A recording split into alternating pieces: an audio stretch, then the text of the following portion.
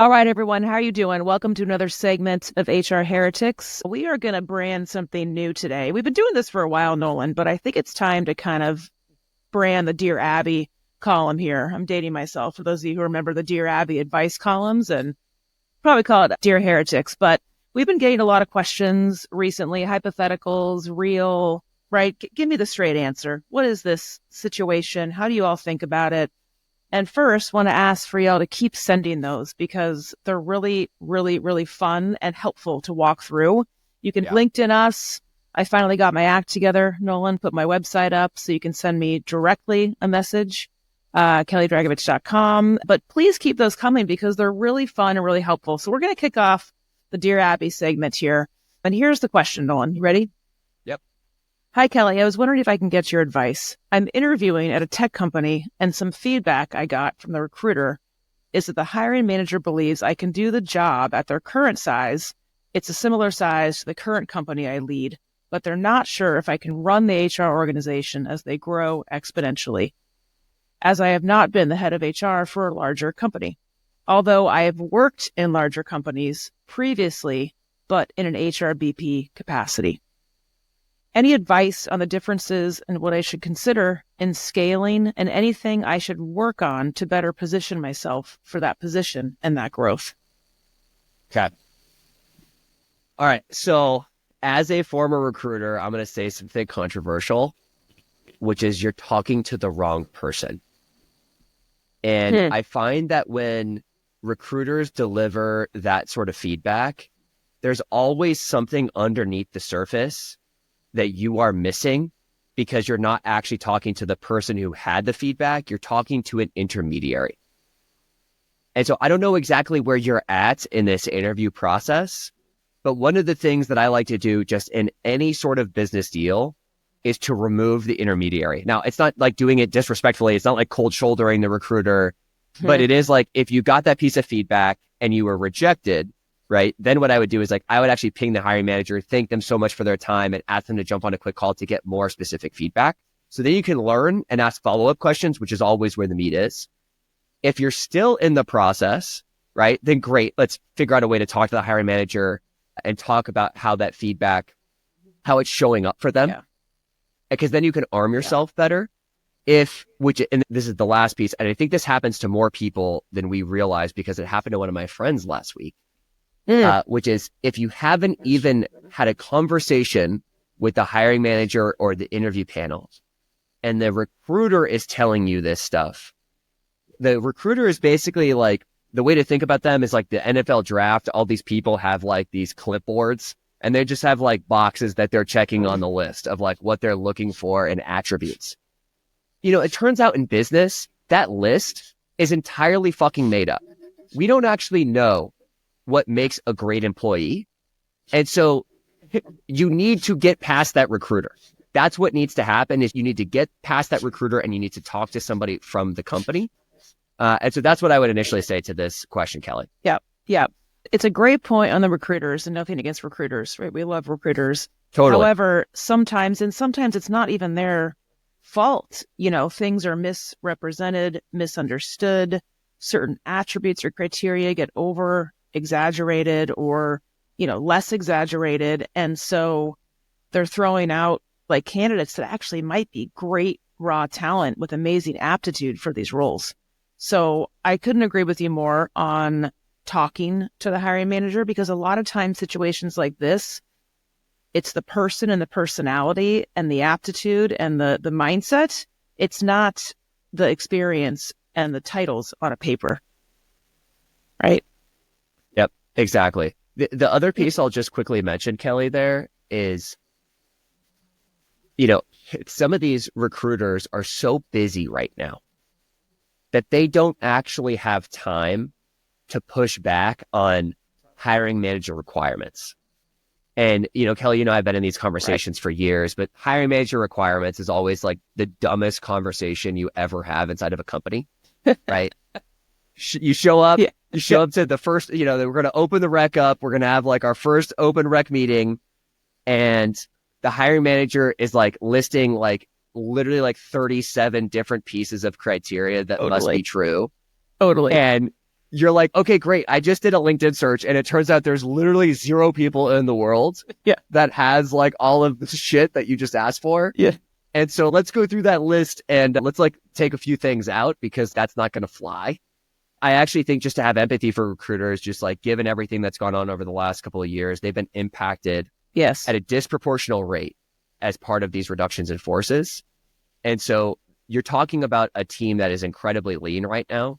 And so oftentimes when they're dealing with hiring managers, they don't have the bandwidth to push back. Oftentimes when hiring managers are delivering feedback, they don't have the time to like really dig deep to figure out what's actually going on. Right. And so again, all respect for recruiters in the world, but just understanding the moment that these folks are in right now, I think it's especially if you are a director plus candidate, you got to get to the hiring manager in order to get the real feedback. Yeah. And I agree. And I think in my experience, I don't know about you, but I feel like candidates can give more credit to the thoughtfulness of these processes and this criteria than actually has happened. And again, no one's fault, et cetera, but they'll kind of take this feedback as the word of God. And it's like, wait, what? And the hiring manager could change their mind every other day. And it's just chaotic. And so again, my advice on that is anticipate that. Like, how could this person who sent this in actually probably anticipate some of this feedback or some of these beliefs?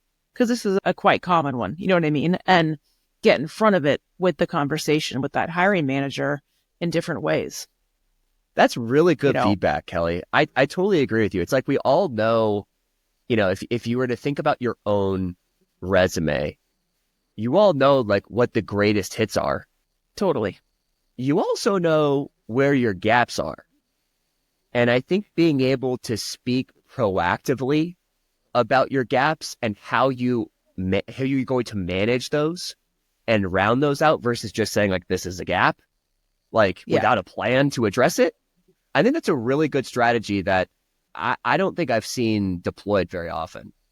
Yeah, like when I was kind of mid-career, it'd be like, listen, I'm going to go talk to these folks. We'll take the Yahoo example. I was interviewing from Intuit to Yahoo for a larger job. I was like, great. What are all the reasons that they would hire me for this in 2 seconds based on things I can do with my eyes closed? Wonderful.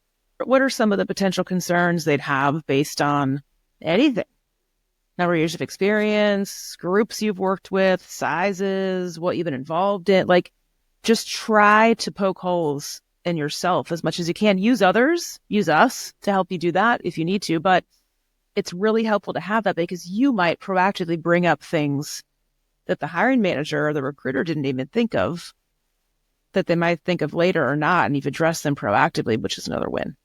Yeah, that reminds me of one of my favorite quotes, which is, you can't show up with a problem without a solution. Totally. And each of us knows like what our gaps are. And so our new rule for Heretics listeners is you can't show up to an interview with a known gap without a story of how you're going to address it. Hey everyone, we'll be right back in a moment after a word from our sponsors. Real talk, most talent leaders haven't yet cracked how to leverage AI for meaningful impact on their hiring processes and business goals. But the leaders who are effectively using AI to transform their recruiting team's efficiency and quality use Metaview. Metaview is the AI assistant for the interview process.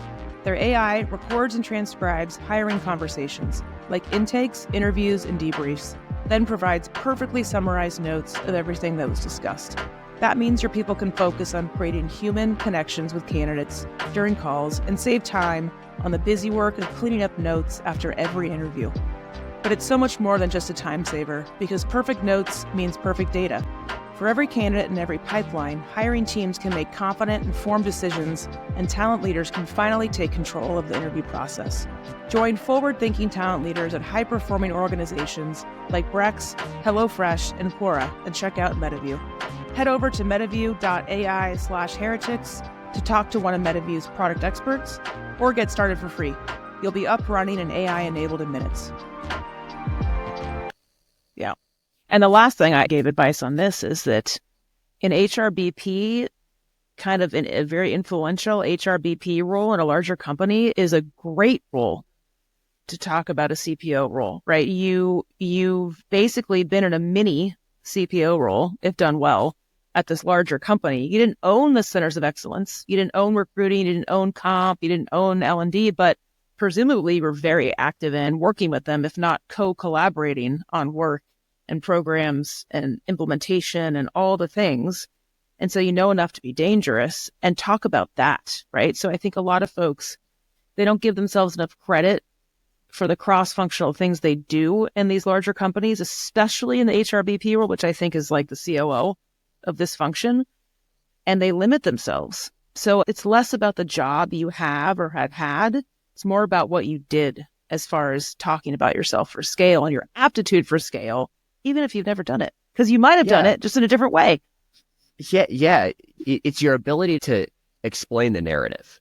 And so from my other side, because I agree with you, I think HRBP is an awesome path. I also think head of recruiting is an amazing path. Like in recruiting, basically that's the only problem that most companies have you think about. But regardless, like it's very similar to sales in many ways. You have to intimately know the business. You have to intimately know the product. You have to be really good with numbers. You have to be really good with relationships. And so those are the ways that regardless of where you come up, I think there's a narrative to be had. And, the other piece is it turns out that, nobody's perfect. Nobody has every piece of experience. And I think a lot of times candidates tell the story that like, oh, it's super competitive out there. Like other people have done more things than me. And I would just really encourage you to focus more on yourself and to focus more on like how you can add value to that company. Because if you focus more on yourself, you're going to get really tight with your personal narrative, and your personal narrative is going to dictate whether or not you get the job. Yeah. And to that point, go get those experiences, right? If you're a recruiter, if you're in comp and you're not working cross-functionally and you don't understand the culture and the business and the workforce plan of that business, and you're not thinking about that to create the things you're doing, go start working like that, because it doesn't matter where you sit. It matters who you work with and the impact you have. And that is controllable. I always say on LinkedIn, forget about your job title on LinkedIn. Like, what are the 5 bullets underneath that title? That's the job. So true. Okay, so let's go back to this Dear Abby question, which, by the way, definitely need a new name on this, Kelly. But I kind of like it. Okay, so you get this feedback. Say she got rejected. Yes. Right? Yes. Now, your advice is not go get another job that like helps you round out this narrative. Your advice is inside of your company, don't give a shit about what your title is, about what your current responsibilities are. Go solve problems in those areas. View that feedback as an opportunity for you to grow. Like somebody was just really honest with you. And now you know what the external narrative could be about you. And now it's on you to just go solve problems inside of your current company that have to do in that area. So then you can earn the right to then have an answer for that in the next interview. Yes. That's awesome advice, Kelly. That's I love correct. that. Yes. And we can do it with anything, right? If you're in this situation, this Dear Abby situation, if you're an HRBP in this larger organization and you want to be a CPO, just go architect doing a mini CPO role now in that company and explain why it's a mirror to this other company. And if you don't know how to do that, there are people that can help you do that. I mean, that's not a problem. So anyway, this is a great segment. Thanks for the question. Keep them coming, team. Have a good rest of your day. Peace. HR Heretics is a podcast from Turpentine, the network behind Econ 102, Moment of Zen, and Turpentine VC. Subscribe, 5 stars, share it on Apple, YouTube, Spotify, anywhere you get your podcasts, all the things.